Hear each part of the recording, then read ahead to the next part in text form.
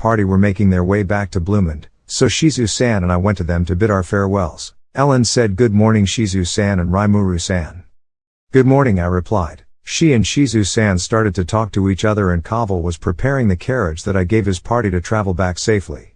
Now it is time to say goodbye for a while and yeah, here is some parting gift I prepared for you guys. I showed them the pieces of equipment prepared for them.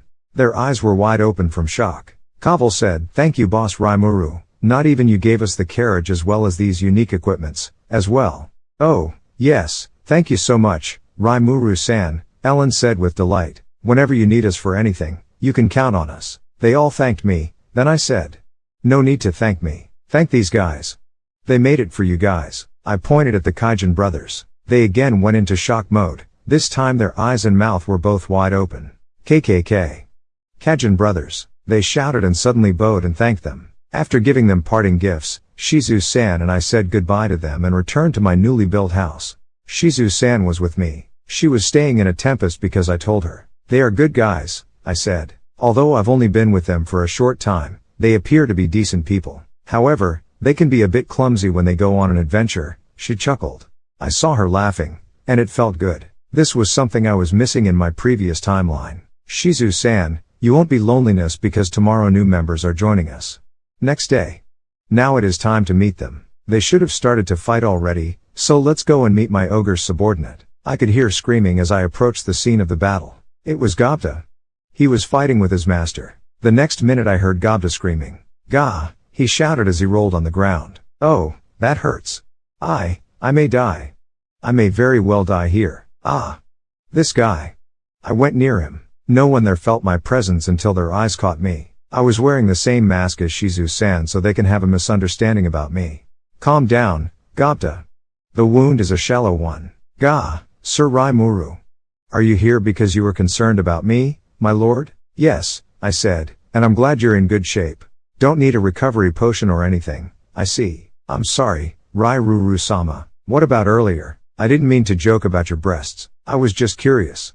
Ah, you were curious so now I am curious to see how it feels to suffer from pain because I have pain nullification so I can feel it by watching you. Rimuru-sama, please. I teased him a little, then gave him a potion, and now on the battlefield. Ogre's Pav. Young prince, be careful of that human. He seems to be powerful, Hakuru said.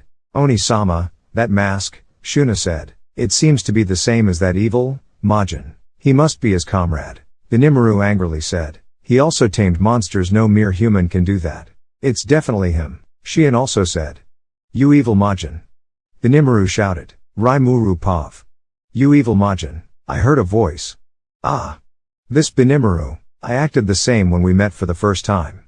Ranga I shouted. Yes, my lord. Stay here, you evil Majin, I know you are one of them. I replied, what are you saying? Don't act dumb with that mask. That mask is of the same Majin who destroyed our village.